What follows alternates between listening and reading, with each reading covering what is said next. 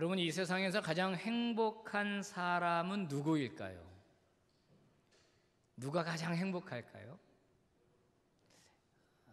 여러 대답이 있을 수 있겠습니다. 이런 말이 있어요. 이 세상에서 가장 행복한 사람은 웨딩 데이트를 잡은 사랑하는 남녀다. 자, 수많은 여자가 있고 남자가 있지만 만나게 되고 호감을 갖게 되고 그러다가 사랑을 하게 되고 청혼을 하고 받아들이고 양가 부모님 허락을 받고 그리고 드디어 결혼 날짜를 잡았습니다. 물론 어려운 일도 있고 힘든 일도 있겠지요. 그런데 마침내 둘이 이제 결혼하기로 결정했고 결혼 날짜까지 잡았습니다. 제일 행복하다는 겁니다. 안 먹어도 배부르다는 거예요.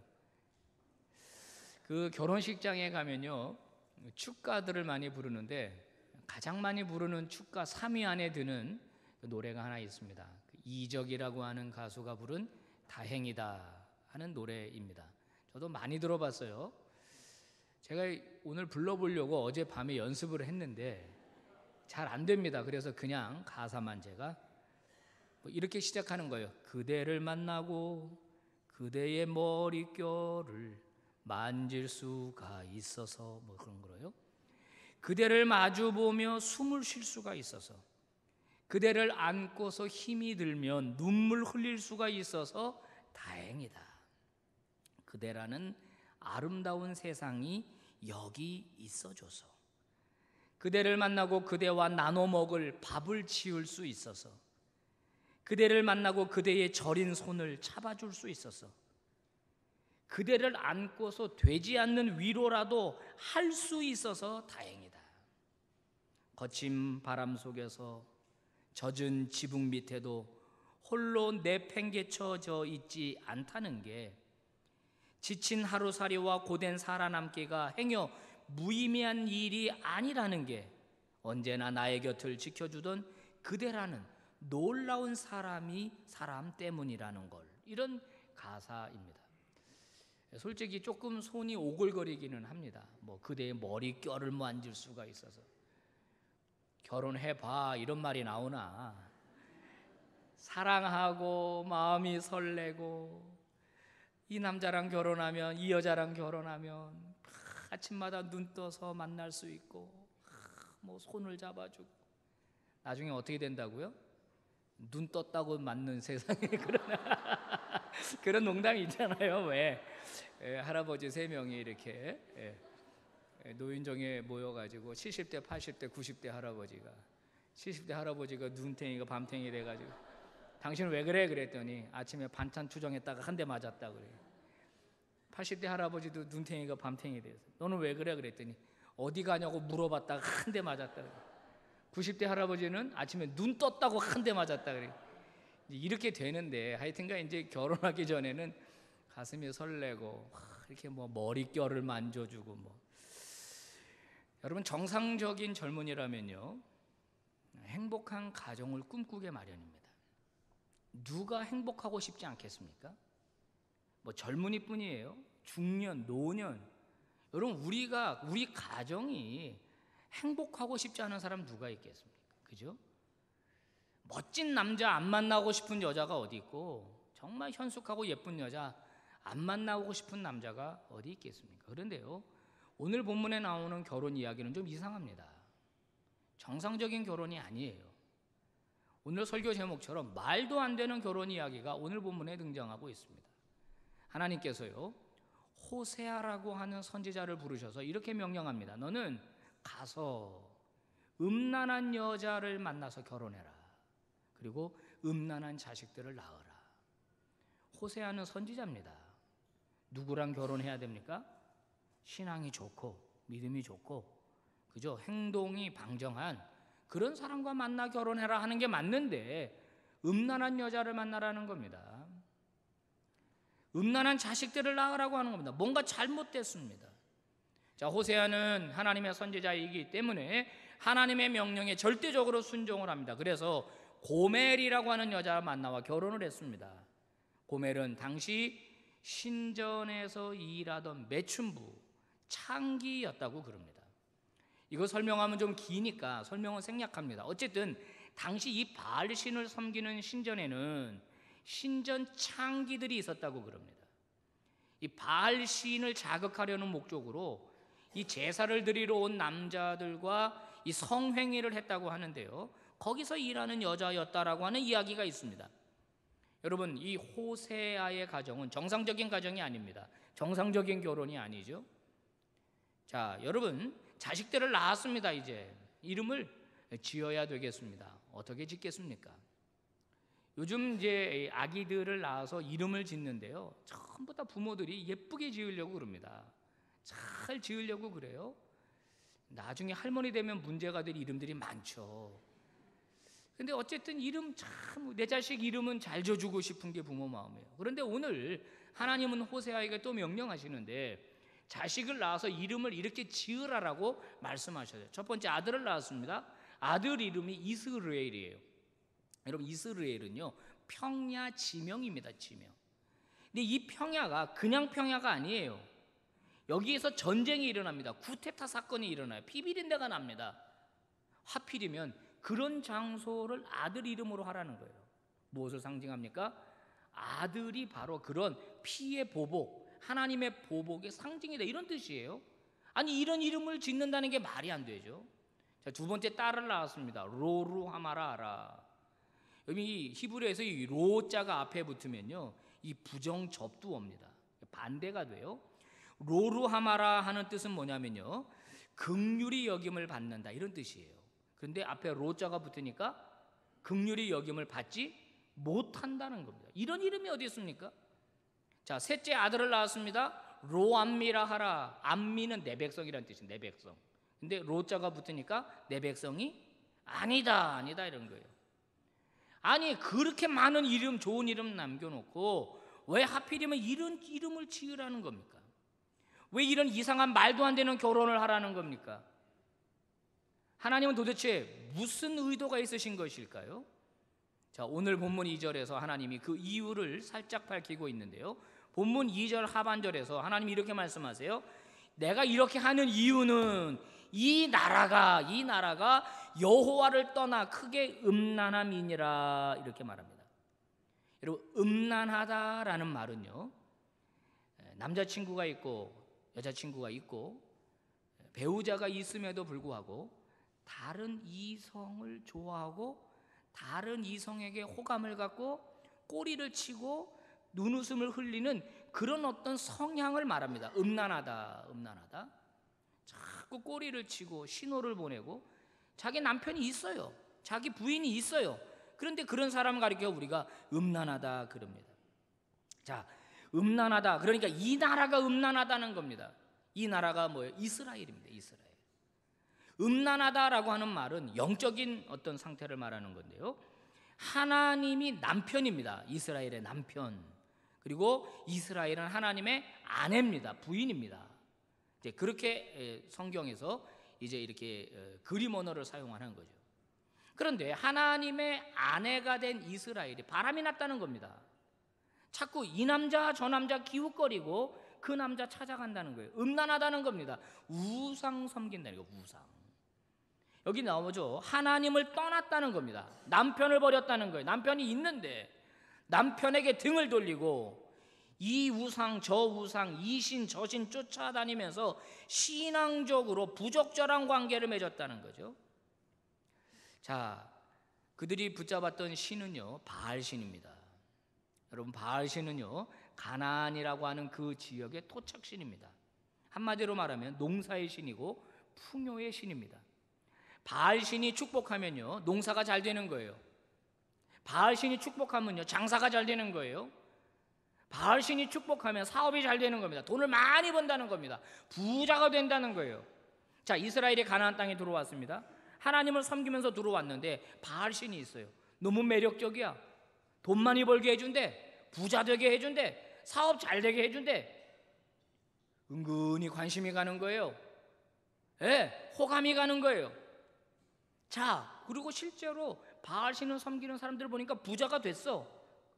자, 이제 고민하는 겁니다. 갈등하는 겁니다. 그런데 하나님을 버린다는 게 이스라엘 입장에서는 죄송하고 미안하죠. 그래서 그들이 택한 게 뭔지 아십니까? 하나님은 그냥 두고 하나 더 섬기는 겁니다. 바알신. 하나님도 섬기고 바알신도 섬기고. 그런데 하나님을 섬기는 건 형식적인 거예요. 안식일이 되면, 우리로 말하면 주일이 되면 예배 나오는 겁니다. 주일 예배 나오는 거예요. 헌금도 드리는 거예요. 하나님 앞에 제사도 드립니다. 안식일에 하나님 앞에 나아가요. 근데 그거는 행위뿐이야. 행위. 거칠인 거예요. 거칠해. 그리고 예배 끝나면 냅다 바알신에게 쫓아가서 바알신전에 가서 춤추고 노래하고 제사 드리고 여성 창기들과 행음을 하고, 그렇게 이스라엘 백성들이 일종의 영적인 혼합주의를 선택하며 살았다라고 하는 겁니다. 하나님이 원하시는 건 뭐죠? 그 복은 내가 준다. 내가 너희들을 책임져 준다. 너희들은 쓸데없는 우상에 현혹되지 말고 믿음을 바로 지켜라. 신앙을 바로 지켜라. 하나님 그거 원하시는 거죠. 하지만 이스라엘은 마치 바람난 이 여자처럼 말이야 마음이 들뜨고 그 궁뎅이가 들썩들썩하고 그러더니 결국은 하나님으로부터 등을 돌려버리고 말았습니다. 이스라엘이 붙잡을 수가 없어요. 걷잡을 수가 없는 겁니다. 아무리 말려도 바알신을 제사하는 대로 달려가는 거예요. 이거는 단순히 유혹을 느끼거나 관심을 갖는 정도가 아닙니다. 그 이상이에요. 완전히 넘지 말아야 될 선을 넘어버린 겁니다. 자, 여러분, 우리는 이 호세아의 말도 안 되는 이 결혼 이야기, 가정 이야기를 들으면서 의문을 갖게 됩니다. 하나님이 어떻게 이러실 수 있는가? 하나님의 종에게 어떻게 그의 가정을 이런 식으로 유지하게 할 수가 있는가? 의문이 갑니다. 자, 한번 생각해 봅시다. 여러분, 선지자는요 누구를 위해서 존재합니까? 하나님의 백성을 위해서 존재하는 게 선지자입니다. 자, 백성이 없다면 선지자도 없습니다. 자, 하나님께서 이스라엘 백성들이 영적으로 타락했을 때 하나님은요 이스라엘 백성들을 심판하시게 되어 있습니다. 하나님은 진노하시게 되어 있죠. 하나님의 백성이 영적으로 타락했는데 하나님의 선지자가 어떻게 행복할 수 있을까요? 이제 하나님과 이스라엘과는 무서운 전쟁이 벌어지게 됩니다. 하나님은 이스라엘을 완전히 멸망시키실 겁니다. 그렇다면 선지자는 이스라엘 백성들을 혼내서라도 다그쳐서라도 어떻게 해서라도 그들을 돌아오게 해야 합니다. 하나님께로 되돌려야 합니다. 우상을 버리게 해야 합니다. 호세아는 그래서 순종한 거예요. 자, 당시 이 호세아의 이 말도 안 되는 결혼 이야기는 이스라엘 사회의 큰 화제거리였을 겁니다. 만나는 사람마다 호세아 결혼했대, 고멜과 결혼했대, 너 들었어? 아, 나도 들었어. 아, 그게 말이 되는 얘기야? 글쎄 말이야. 왜 하필이면은 이 고멜이라는 여자랑 결혼을 하는 거야? 애들 이름이 그게 뭐지? 마치 목회자의 결점, 목회자의 단점 하나를 발견하면 막 그냥 뒤에서 수다를 떠는 것처럼 이 호세아의 말도 안 되는 결혼 이야기 막 그냥 입방아를 찍고 침을 튀기면서 비난을 했겠죠. 그런데 여러분, 이게 누구 얘기입니까? 자기들 얘기예요. 하나님은 그거를 고발하는 겁니다. 호세아 이 결혼은요 행위 설교입니다. 행위 예언이에요. 삶으로 선포하는 메시지입니다. 아무리 말을 해도 듣지 않으니까 하나님이 이런 충격적인 방법을 사용하시는 거예요. 너 결혼해. 음란한 자녀는 결혼해. 자식을 낳아. 그리고 그렇게 이름을 지어. 저들이 충격을 받을 거야. 혹시 돌아올지 모르겠어. 하나님이 그래서 그런 결혼을 명령하신 거고, 호세아도 그 하나님의 마음을 알기 때문에 순종한 거예요. 누구 얘기입니까? 본인들 얘기입니다. 하나님을 버리고 다른 우상을 쫓아가 행음하고 이상한 결혼 생활을 하는 마치 부도덕한 여성처럼 바로 자신들이 그런 존재라고 하나님이 이야기하고 있는 겁니다. 여러분, 하나님이 이스라엘 백성을 선택할 때, 저와 여러분을 하나님이 창조하실 때 어떤 목적으로 창조하셨습니까? 하나님이 창조주이시며 우리 인생의 주인이라고 하는 것을 인정하고 오직 하나님 그분만을 신뢰하며 그를 섬기기 위해서 우리를 창조했습니다. 그런데 인간이 하나님을 버립니다. 하나님에게 등을 돌립니다. 그리고 다른 것들을 섬기기 시작합니다. 물질을 섬겨요. 사업을 섬깁니다. 학위를 섬깁니다. 그 외 세속적인 것들, 세상적인 것들을 섬기고 숭배하는 거예요. 하나님을 버리면 하나님을 대체할 무엇인가를 반드시 찾아서 그것을 섬기고 숭배하는 거죠. 그거를 성경은 우상숭배라고 합니다. 하나님은 분명히 말씀하셨습니다. 자기를 위하여 우상을 만들지 말라. 너희 스스로를 위하여. 여기 자기를 위하여라는 말에 우리는 주목해야 합니다. 우상을 만드는 이유는 전적으로 너를 위해서 네가 만드는 것이다. 여러분, 그런데요, 하나님 외에 다른 것을 섬기고 신뢰하게 되면 어떤 일이 벌어지는 줄 아십니까? 내가 하나님 말고 섬기는 그것이 옳다고 생각하고 그걸 쫓아서 평생 살다 보면 반드시 그것 때문에 실망하는 일이 오게 된다는 거예요. 그것 때문에 낙심하는 일이 오게 된다는 거예요. 자, 인간의 내면에는요, 하나님으로만 채울 수 있는 공간이 있다고 그럽니다. 하나님으로 채워야만 만족합니다. 인간이 바른 삶을 살게 돼요. 그런데 거기에 하나님 말고 다른 것들을 자꾸 거기다 우겨놓고 채워 넣는다는 거죠. 이런 겁니다. 우리가 목이 마르면요, 갈증이 나면 생수를 마셔야 됩니다. 그죠? 물을 마셔야 돼요. 근데 음료수를 자꾸 들이켜요. 더 갈증이 나요. 더 갈증이 나. 갈증에 시달릴 때 유일한 처방은 음료수가 아니라 생수예요. 여러분, 우리의 인생을 채울 수 있는 건 오직 하나님 한 분뿐입니다. 그런데 그것 말고 다른 것으로 그것을 채우게 되면 우리 인생은 갈증이 일어날 수밖에 없다는 거예요. 예레미야가 10장에서 이렇게 얘기합니다. 사람마다 어리석고 무식하도다. 은장이마다 자기의 조각한 신상으로 말미암아 수치를 당할 것이다. 뭐라 그래요? 수치를 당할 것이다. 우리는 종종 사찰이나 그리고 또 우상들을 섬기는 사람들을 만나게 되면 그들을 향해서 이런 식으로 우리가 비난합니다. 아이고, 참 저 멍청한 사람들이네. 자기들 손으로 만든 걸 섬기고 있어. 아니, 저 나무를 섬겨, 돌을 섬겨. 아이고, 참 미련한 인간들이네 합니다. 하지만 여러분, 우리가 그런 식으로 살고 있다는 생각 안 해보셨습니까? 그것들이, 세속적인 것들이 나의 인생을 책임져 줄 거로 생각합니다. 나를 더 가치 있는 사람으로 만들어 줄 거로 생각하는 거예요. 예컨대 이런 겁니다. 아주 비싼 옷을 입으면 내가 더 가치 있는 사람이 될 것이다. 내가 아주 수천만 원짜리 명품 핸드백을 들면 내가 가치 있는 사람 내가 될 수 있을 거다라고 생각하는 거죠. 고급 외제차를 타면, 아주 좋은 집에서 살게 되면 내가 더 좋은 사람, 가치 있는 사람이 될 거다 생각합니다. 그래서 돈을 벌려고 혈안이 되는 거예요. 하나님 말고 하나님 외에 다른 것들이 나를 보살펴주고 나를 책임져 줄 거로 생각하게 된다면 결국 우리는 실망을 느끼게 되고 그것에 대한 환멸을 느끼게 된다는 거예요. 또 하나는요, 하나님 외에 다른 것을 섬기게 되면 그것으로부터 지배를 받게 됩니다. 그것에 다스림을 받게 돼요. 사도 바울이 고린도전서 12장 2절에 이렇게 말합니다. 너희가 이방인으로 있을 때에 말 못하는 우상에게로 끄는 그대로 끌려갔느니라. 여러분, 우리의 삶에서 가장 소중히 여기는 것, 내 삶의 최우선순위에 두는 것, 여러분, 이것이 결국 나를 다스리게 돼 있다는 겁니다. 돈 하는 사람은요, 돈의 지배를 받게 돼 있습니다. 그런 사람을 뭐라 그래요? 물질 만능주의자라고 합니다. 돈이 필요해요. 돈이 필요 없다는 거 아니에요. 근데 돈이 최고의 가치로 생각하는, 아이고 돈이 있어야지. 그런 분들 뭐라고 말하는 줄 아십니까? 교회도 돈이 있어야 사람 대접받아. 천만의 말씀. 누가 돈 있다고 사람 대접해 줍니까? 교회에서. 그건 본인이 그렇게 산다는 걸 말하는 거예요.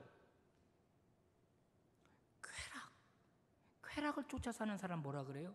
쾌락주의자라고 합니다. 그 사람들은요, 쾌락을 느끼게 해주는 거, 기분 좋게 해주는 거, 그것 쫓아서 살아가요. 뭐 술집 다니고 뭐 그런 것만이 아니에요. 뭐 여행, 쇼핑, 그것이 나를 행복하게 해줄 거라고 생각하는 거죠. 여러분, 그런데요, 예수님이 나의 삶을 다스리게 하는 것, 예수님을 내 인생의 최고 우선 가치에 둔다면 우리는 그를 누구라고 부릅니까?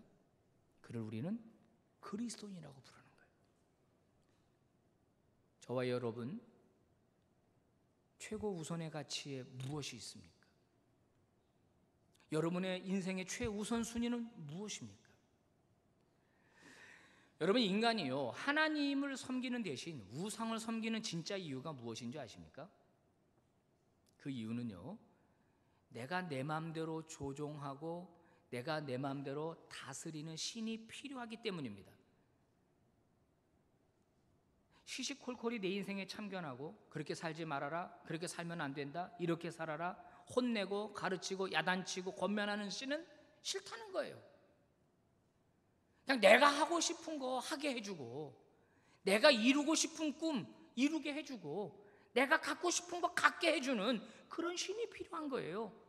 내 삶에 타치하지 말라는 겁니다. 내 삶에 깊숙이 관여하지 말라는 거예요. 나는 그런 신은 싫다는 거예요. 내가 내 마음대로 하고 싶은 것을 이루어주는 그런 신이 나는 필요하다.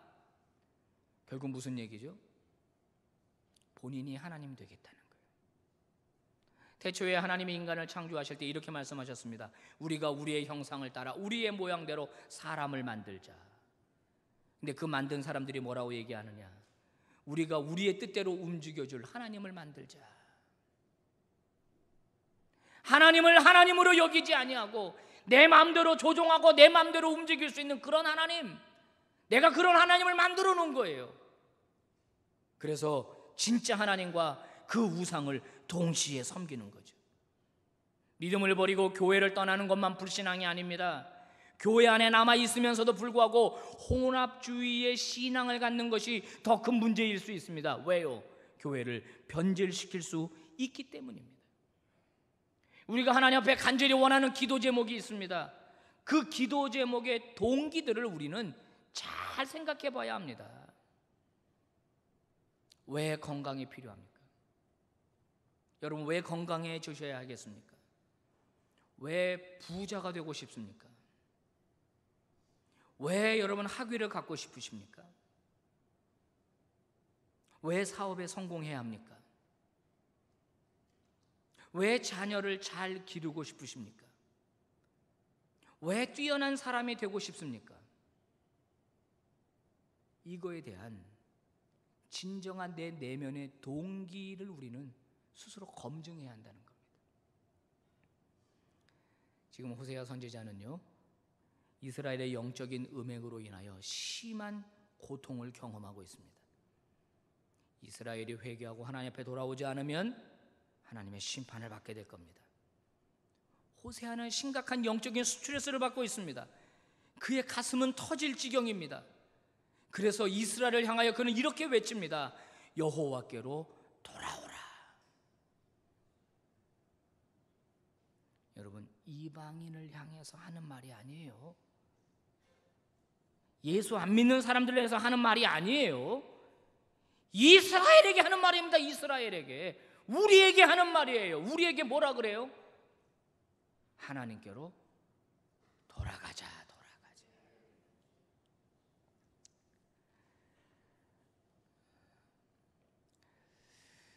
제가 아는 후배 목사님이 있습니다. 신촌에 있는 어느 교회 담임 목사로 오셨는데요, 그분이 부목사로 섬기던 큰 대형 교회가 있습니다. 그 교회를 떠나올 때 본인이 섬기던 담임 목사님이 자기에게 이런 충고를 해줬다는 겁니다. 임 목사님, 거기 가서 담임 목회를 하실 때 이거 하나를 꼭 기억하십시오. 목사님이 먼저 예수 잘 믿으십시오. 그러면 목회는 잘 될 겁니다. 목사님 보고 예수 잘 믿으십시오. 제가 그 말을 듣는데 큰 울림이 있었습니다. 그렇지, 목사들이 예수 잘 믿어야죠. 목사들이 제대로 예수 믿어야죠. 장로님, 권사님들이 예수 제대로 믿어야죠. 성도들이, 하나님의 백성들이 예수 잘 믿어야죠. 하나님 잘 믿어야죠. 하나님도 섬기고 물질도 섬기고 하나님도 섬기고 세상도 섬기고 하나님도 섬기고 다른 것도 섬기고 그래서 오늘 성경은 우리에게 뭐라 그래요? 하나님께로 돌아가자. 이 돌아가자라는 말이 슈브라고 하는 히브리어 유턴하라는 겁니다. 유턴. 네가 가는 방향이 잘못됐다. 핸들을 꺾어라. 길을 돌려라. 그리고 다시 하나님께로 돌아가라. 사랑하는 성도 여러분, 우리 이 세상 잠깐 살다가 갑니다. 우리의 남은 생애가 하나님께 영광 돌리는 일에 초점이 맞춰지시기를 주의 이름으로 축복합니다. 여러분 사업을 하시던, 여러분이 공부를 하시던, 직장 생활을 하시던, 결혼을 하시던, 뭘 하시든지 간에 하나님의 영광을 위하여 하겠다라고 하는 분명한 우선순위가 세워지기를 주의 이름으로 축복합니다. 격가지를 치세요. 좀 예수 잘 믿어보자고요. 신앙생활 한번 제대로 해보자고요. 여러분, 내 인생이, 내 가정이, 내 자녀가, 내 사업이, 내 직장이, 내 학업이 오직 하나님의 영광만을 위한 것이라고 결정하고 그렇게 삶을 살면 어떤 일이 벌어지느냐? 하나님이 그 사람에게 복을 주기 시작합니다. 하나님이 그 사람 인생에 역사하기 시작해요. 한번 생각해 봐요. 여러분이 하나님이라면 누구에게 복을 주겠어요? 여러분이 하나님이라면 누구에게 역사하시겠어요? 맨날 양다리 걸치는 사람에게 주시겠습니까? 아니면 올곧은 신앙생활, 믿음 생활하면서 하나님 한 분만을 섬기겠다는 사람에게 주시겠습니까? 하나님은 그를 통해 더 큰 영광 받기를 기뻐하실 겁니다. 오늘 하나님이 우리에게 주신 말씀 여러분 가슴에 새기시기를 바랍니다. 이 세속 문화에서, 이 세상에서 이거 오래 가지 않습니다. 올바로 믿음 지키고 신앙 지키고 하나님 우선주의, 예수 중심주의, 그렇게 살아가시는 하나님의 종들 되시기를 축복합니다. 기도하겠습니다. 하나님 아버지 감사합니다. 오늘도 저희들에게 말씀 주시니 감사합니다. 흐트러졌던 우리의 신앙이 바로 서기를 원합니다. 바로 세우겠습니다. 격가지를 치겠습니다. 다시 한번 하나님을 우리 인생의 가장 우선순위에 두고 하나님 제일주의로 살아가고 하나님의 영광을 위한 인생으로 다시 한번 저희들 거듭나겠습니다. 도와주시옵소서. 저희들을 통하여, 저희들의 가정을 통하여, 우리의 사업과 직장을 통하여 영광받아 주시옵소서. 예수님 이름으로 기도 올리옵나이다. 아멘.